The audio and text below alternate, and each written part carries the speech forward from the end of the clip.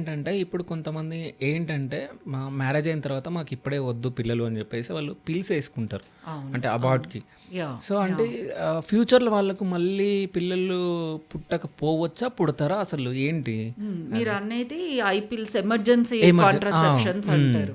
అవి అస్సలు మంచివి గాదు. ఇప్పుడు ఓకే. వాళ్ళు కన్ఫర్మ్డ్‌గా నాకు వద్దు పిల్లలు ఇప్పుడే, ఇంత టైమ్ ఫ్రేమ్ వరకు అనుకున్న వాళ్ళు డెఫినిటివ్ కాంట్రసెప్షన్ వాడడం మేలు.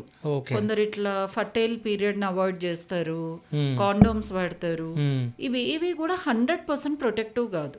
ఓకే. మనకు 100% ప్రొటెక్టివ్ అన్నది యాక్చువల్‌గా చెప్పాలి అంటే oral contraceptive pills, progesterone only pills ఇవేవైనా కూడా మనము ఒక షార్ట్ డ్యూరేషన్ 6 మంత్స్, 1 ఇయర్ అట్లా ప్రెగ్నెన్సీ డిలే చేయడానికి వాడొచ్చు.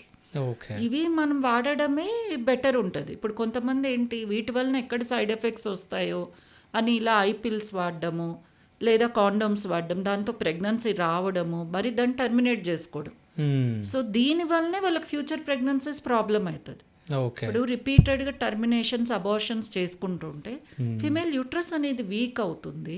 ఓకే. తర్వాత గర్భసంచి పొర అనేది మనకి థిన్గా అయ్యి వాళ్ళకి ఇన్ఫెక్షన్స్ డెవలప్ అయ్యి ఫ్యూచర్లో వాళ్ళు కావాలనుకున్నప్పుడు ప్రెగ్నెన్సీ రాకపోయే అవకాశం ఉంది. ఓకే. కాబట్టి ఇలాంటివి టర్మినేషన్స్ అనేది ఎంత మనం తగ్గిస్తే అంత బెటర్. ఓకే. Yeah so